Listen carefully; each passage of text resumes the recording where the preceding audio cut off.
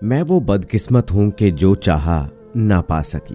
शादी के बाद कभी खुशी ना मिली, बच्चों के खातिर दुख उठाए, मगर ससुराल वालों ने मुझको मिट्टी का बर्तन समझ लिया था।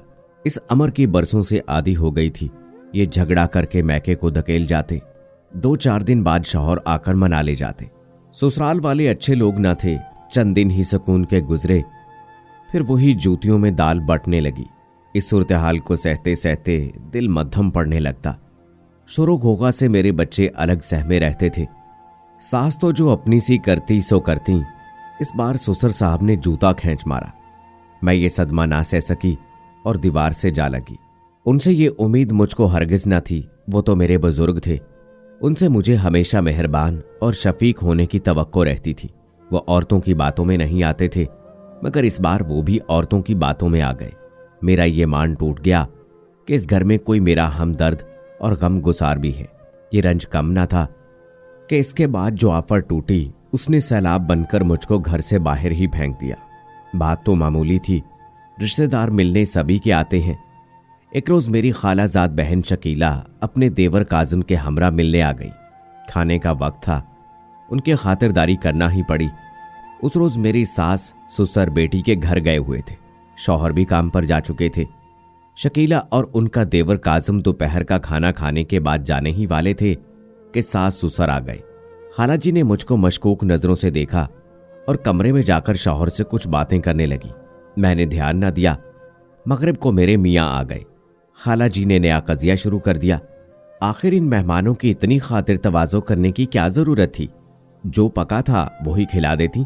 मेरी बहन के साथ उसका देवर भी था। खाला जी, अगर देवर के सामने अच्छा खाना ना रखती तो बहन की ससुराल में सबकी हो जानी थी। तभी अच्छा खाना बनाया था। बोली, मैं सब समझती हूँ, बहन के देवर से माजी में कुछ ताल्लुक रहा होगा जो यूं दिन भर उनकी खातिरदारी में लगी रही।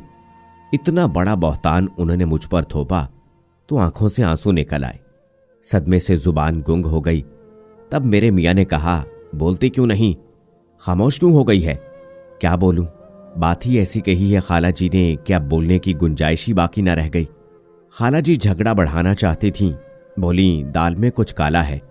अब ये कुछ बोले भी कैसे? ये संगीन इल्जाम सुनकर रोने लगी। जिसने शादी से कबल कभी खिड़की से बाहर न झांका था, मेरा कलेजा शक होने लगा। मगर वहां मेरे रंजो कम की किसको परवाह थी? महमूद ने मुझको पसंद किया और मां से जिद पर अड़े रहे कि हीरा से शादी करनी है। सास ने बेटे की पसंद से शादी तो करा दी, मगर अब मेरे घर में बसे रहने का गम था। सो मुझको बिलाखिर घर बदर करने का मौका हाथ आ ही गया। इस बहतान की पादाश में मैके आई तो दिले नातवां तमाम सौख्ता था। महमूद ने भी मुझसे बेरुखी बरती थी, बातचीत बंद कर दी थी। शौहर की इस बेएतनाई पर दिल बागी हो गया। जी चाहा कोई मिल जाए तो फौरन आशनाई कर लूं। जो उन्होंने नाहक का बहतान लगाया है उसको सच कर दिखाऊं। गमो गुस्से के बादल ज़हन पर छा गए थे। जिस कदर सोचती रूह की सलगन बढ़ती ही जाती। काफी दिन इसी दुख और कसम पुरसी में गुजर गए। कभी जहरीली सोचें मुझ पर शहद की मक्खियों की तरह हमला कर देती और कभी दिल में बगावत बिच्छू के डंक की तरह सर उठाने लगती। तब शिद्दत से किसी ऐसे की जरूरत महसूस होती जिसे अपने दिल का गम कह सकूं। एक दिन काजिम हमारे घर आया। बैठक में अम्मी ने उसको बिठाया। बताया कि तुम अपनी भाभी के साथ मेरी बेटी के घर गए, तुम्हारी वजह से ससुराल वालों ने उसको घर से निकाल दिया है। काजिम को यह बात सुनकर सदमा हुआ। अम्मी से कहा कि मुझे हीरा से बात करनी है। मैं इसके सामने गई तो माफिया मांगने लगा। कहा कि शकीला भाभी को भाईजान मसरूफियत के सबब तुम्हारे घर नहीं ला रहे थे, तभी मैं उनके साथ आ गया था। मुझे इल्म न था कि आपके ससुराल वाले बदगुमान किस्म के लोग हैं, वरना मैं कभी ना आता। खैर, जो हुआ सो हुआ। मैंने तो आपको खालाजाद बहन का देवर जानकर घर में बिठा लिया। पहली बार आए थे, खातिरदारी की थी। क्या मालूम था कि वो ऐसी तोहमत लगाएंगे। इस मुलाकात के बाद जाने हम दोनों के दिलों में वो कौन सा जज्बा पैदा हुआ कि मैं उसी के ख्याल में रहने लगी। हालांकि खुदा गवाह है कि उस दिन से कबल मेरे और उसके दिल में एक दूसरे के लिए कोई ख्याल ना था। काजिम वाकई एक अजीम इंसान लगा। उसने मुझे तसल्ली दी, हौसला दिया। उसकी हर बात मरहम जैसी थी जो मेरे जलते दिल के जख्मों को ठंडक देती थी। उसकी गमगुसारी ने मेरी टूटी बिखरी हस्ती को फिर से जोड़ दिया। मैं शकीला के घर जाने लगी और वहां काजिम से मिलने लगी। मुझको बस इसी तरह चैन आता था। मैंने काजिम से पूछ ही लिया, अगर मेरा शौहर लेने ना आया और उन्होंने मुझे तलाक दे दी तो क्या तुम मुझसे शादी कर लोगे? उसने वादा किया कि हाँ, मैं तुमसे शादी कर लूंगा। न सिर्फ तुमको जिंदगी की सब खुशियां दूंगा, बल्कि तुम्हारे बच्चों को भी बाप के प्यार की कमी महसूस ना होने दूंगा। जिंदगी में पहली बार कोई सच्चा प्यार करने वाला मिला था। मैं अब लौटकर उस जहन्नुम में ना जाना चाहती थी। मुझको अब किसी की परवाह ना रही थी। डर था कि शौहर किसी दिन मनाने ना आ जाएं। दुआ करती कि खुदा करे बस ये झगड़ा आखिरी हो और वो मुझको लेने ना आए। हस्बे उम्मीद 6 माह बाद भी जब मेरे वालिदैन ने राब्ता ना किया तो महमूद एक रोज अचानक लेने आ गए। खुशामद और चापलूसी करने लगे। सख्त गुस्सा आया कि उस वक्त तुम क्यों चुपचाप तमाशा देखते रहे जब तुम्हारी माँ मुझ पर बहतान लगा रही थी। मैंने गुस्से में खरी खरी सुना दी। हालांकि पहले कभी मैंने अपने शौहर के सामने इस तरह जुबान ना खोली थी। उस रोज मेरे इतना कुछ कहने का भी महमूद ने बुरा ना मनाया। कस्में खाने लगे, अब ऐसा ना होगा। अगर किसी ने तुमसे ज्यादती की तो मैं तुम्हारे वास्ते उनसे लड़ पड़ूंगा। दामाद की इन बातों ने मेरे वालिदैन का दिल मोह लिया। वो मुझे घर लौट जाने पर मजबूर करने लगे। माँ के रोने और बाप के मिन्नत करने से महमूद के साथ जाना ही पड़ा। जाते हुए काजिम को इत्तला भी न कर सकी और ये नया बाप जो मेरी जिंदगी में अचानक खुला अधूरा रह गया। जानती थी जहां का आवा ही बिगड़ा हो उसके खुरे में क्या मिलेगा। 4 दिन का सुकून, फिर से वही मामला शुरू हो गया। सास का वही रवैया जो रोजे अव्वल से था। इस बार जल भुनकर मैंने भी 2 की 4 सुना दी। उनको सदमे से सख्ता हो गया। ननद सर पीटने लगी कि हाय, तुमको ये जुबान किसने दी, पहले तो ऐसी ना थी। क्या बताती कि मुझको काजिम के पुरउम्मीद वादों ने बाहौसला बनाया। सास फुंकारने लगी, आज ये मेरे सामने बोलने लगी है, कल जूतियां उठाकर सर पर मारेगी। महमूद, अभी 3 लफ्ज कहो और इसको चलता करो। मैंने भी कह दिया, आप क्या तलाक दिलवाएंगी? मैं खुद ही तलाक लेने आई हूं, दें तलाक। महमूद ने वो 3 लफ्ज भी कह दिए जिससे सारा जमाना डरता है। मुझको तलाक मिल गई। मैं खुद इस जिंदगी से तंग आ चुकी थी। सिर्फ बच्चों का ख्याल था जो उन लोगों के साथ गुजारा कर ही रही थी। ससुरालियों से जान छूटी तो अपने मैके वाले पिल पड़े। घर वालों ने भी कह दिया कि मैंने काजिम की वजह से तलाक ली है। वालिदैन मुझको बुरा भला कहने लगे। माँ शकीला के घर गईं और काजिम को लान तान की।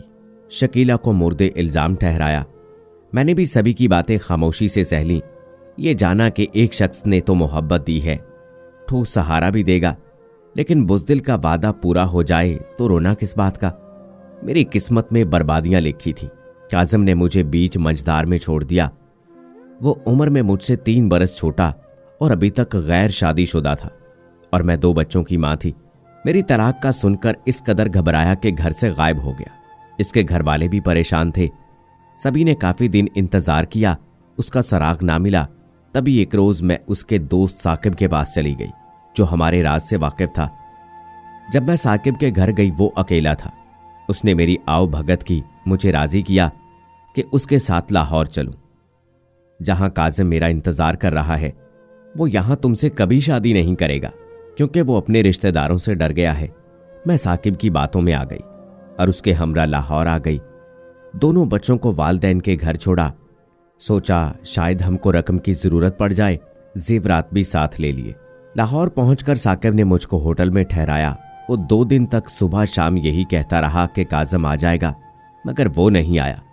तीसरे रोज वो बोला, मैंने तो काफी ढारस दी है लेकिन वो इंतहा का डरपोक है। तुम चाहो 2-4 दिन और इंतजार कर लो, मुझे जरूरी काम है, 2 दिन बाद आ सकूंगा। मैंने पूछा वो है किस हाल में? बताया कि बुरे हाल में है। जो रकम लाया था वो तमाम हो गई। तभी मैंने रुपए और जेवरात उसके हवाले किए कि ये काजिम को दे दो ताकि उसको सहूलत हो और वो आ जाए। साकिब तो चला गया। खुदा जाने होटल के मैनेजर को क्या कहकर गया था कि वो सुबह शाम खाना भिजवाता रहा। होटल का मैनेजर शरीफ आदमी था। तीसरे रोज खुद आया और मुझसे अहवाल पूछा। अब मैं घबरा चुकी थी। उसको मुख्तसर बिप्ता सुनाकर कहा कि भाई अब घर वापस जाना चाहती हूं, मगर रुपए वगैरह साकिब भाई के हवाले कर चुकी हूं क्योंकि होटल में रकम और जेवरात रखने में खतरा था। वो शरीफ आदमी कहने लगा, नादान, तुम्हारी इज्जत से ज्यादा कोई शय ना थी और तुम होटल के कमरे में अकेली रह पड़ी। उसने मुझको टिकट की रकम और सफर खर्चा दिया। मेरे पास तो फूटी कौड़ी ना थी। सद शुक्र के उस शख्स के दिल में रहम था, वरना शायद मैं लौट जाती। 5 दिन बाद घर आई।